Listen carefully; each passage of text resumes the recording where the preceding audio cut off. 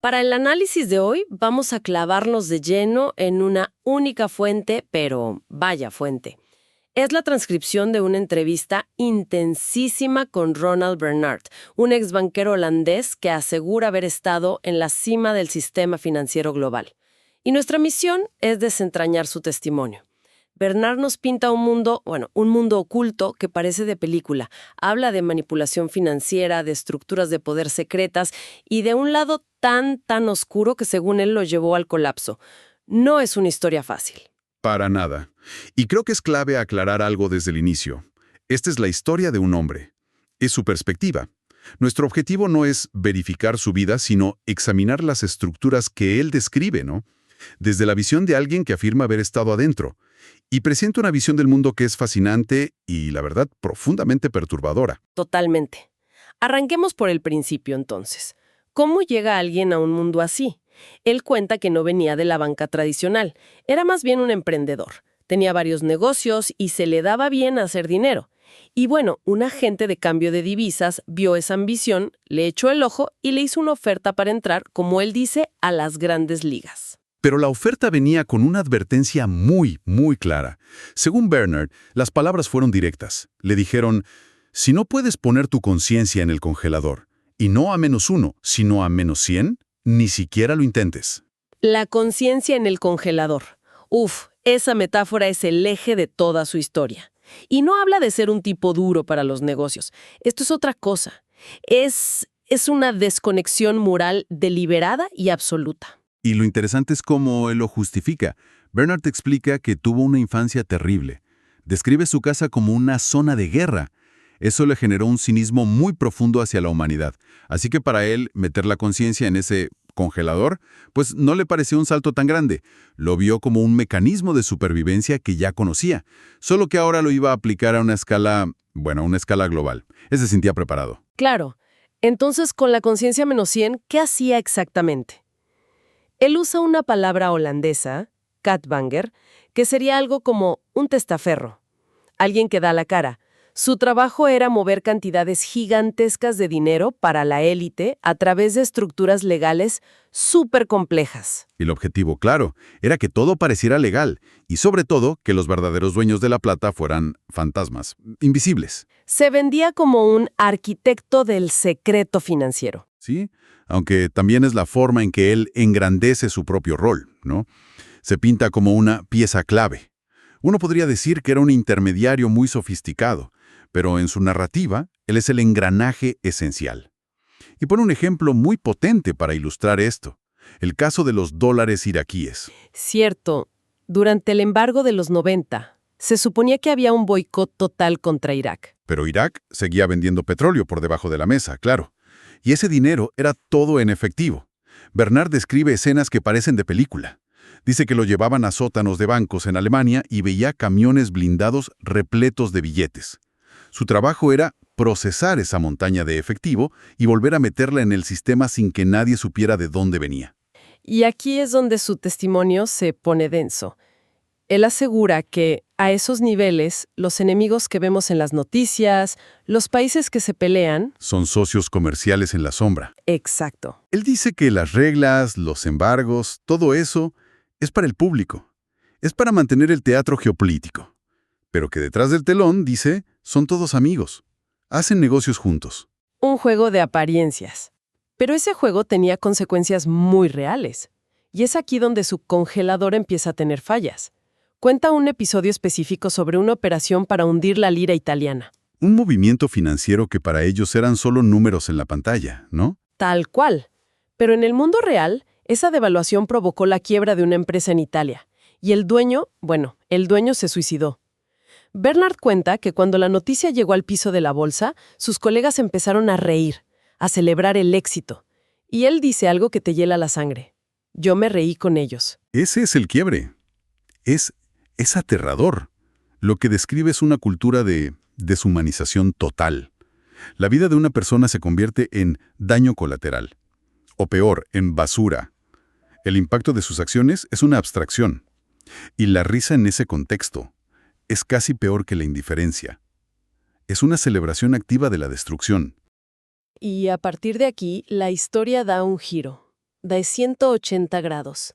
Pasamos de lo que podríamos llamar crímenes de cuello blanco a algo que suena de verdad a película de terror. Bernard afirma que su éxito lo fue llevando a círculos cada vez más y más cerrados, hasta que tuvo contacto con lo que él llama la verdadera cima de la pirámide. Un grupo de unas 8.500 personas que, según él, son las que de verdad mueven los hilos del mundo. Y aquí añade un detalle sobre la ideología de este grupo que es muy polémico. Dice que no eran religiosos en el sentido tradicional. Él los describe como luciferinos. Sí, cuenta que al principio lo invitaban a lo que llamaban iglesias de Satán. Pero él no se lo tomaba en serio. Lo veía como un show, ¿sabes? Mujeres desnudas, alcohol. Le parecía parte del folclore excéntrico de sus clientes. Una fiesta temática más. Hasta que llegó la invitación que lo rompió, el punto de no retorno. Sí. Cuenta que lo invitaron a participar en sacrificios de niños en el extranjero. Y ahí se plantó. Es que es un salto que cuesta hasta procesar. Para él, ese fue el límite. Y es crucial entender cómo lo explica. No lo presenta como un acto de crueldad al azar. En su visión, era el rito de iniciación definitivo para el círculo más íntimo. El propósito, según él, era tener un material de chantaje absoluto sobre cada miembro.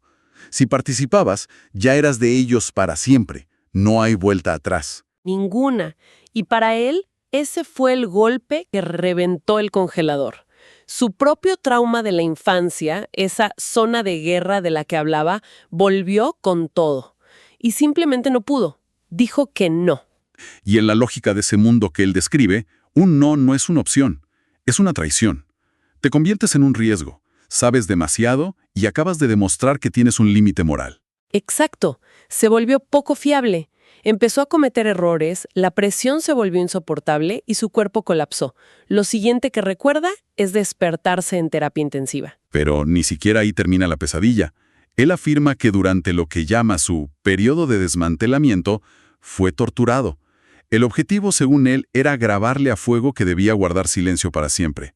Y las amenazas no eran solo contra él, eran contra todo su linaje. Es una historia terrible. Pero, después de sobrevivir, dice que se obsesionó con mapear el sistema.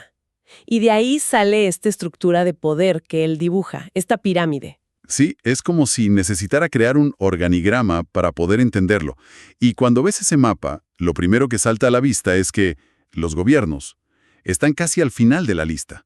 Repasemos esa pirámide, de arriba a abajo. En la punta, esas 8.500 personas. Justo debajo, una institución de la que casi nadie ha oído hablar. El BPI, el Banco de Pagos Internacionales, en Suiza. Y el BPI, según Bernard, es el verdadero centro del poder. Lo llama la sede central de los bancos centrales. ¿Y qué lo hace tan especial según su testimonio? Su estatus. Bernard recalca que es una entidad privada con inmunidad soberana. Pensemos lo que eso significa. Está fuera del alcance de las leyes de cualquier país.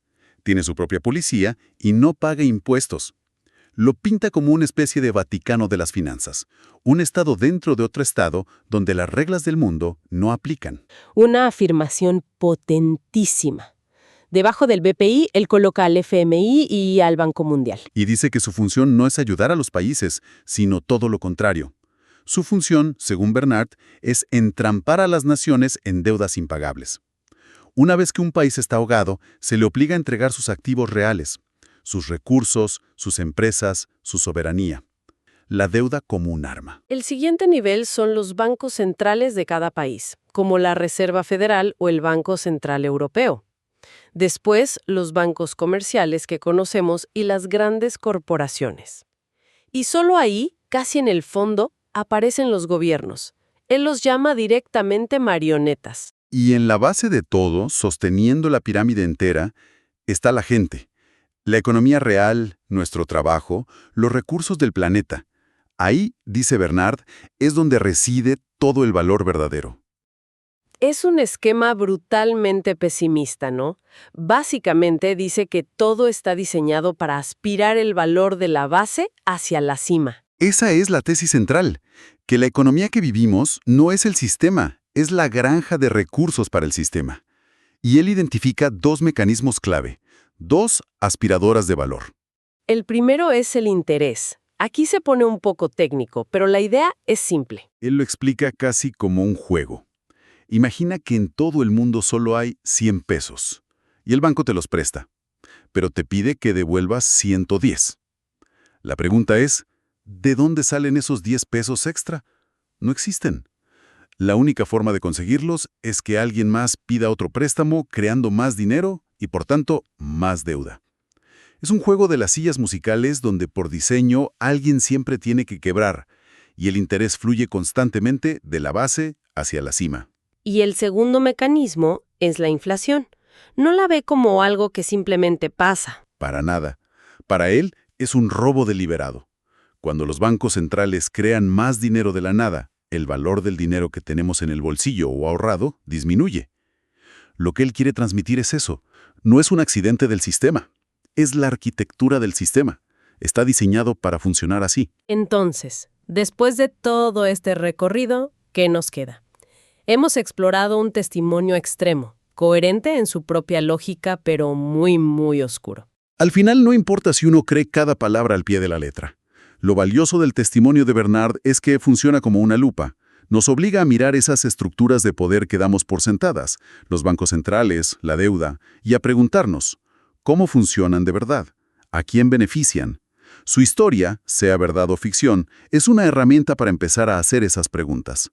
Conecta algo muy personal, el congelador, con una maquinaria global. Una perspectiva que sin duda te deja pensando. Y nos lleva a la reflexión final. Bernard insiste mucho en que el poder real, el valor real, está en la base de la pirámide, en la gente. Pero dice que se mantiene a esa base débil y controlada a través de la división. Dividir para reinar. Nos enfrentan por política, por religión, por cualquier cosa que nos impida ver que compartimos los mismos intereses.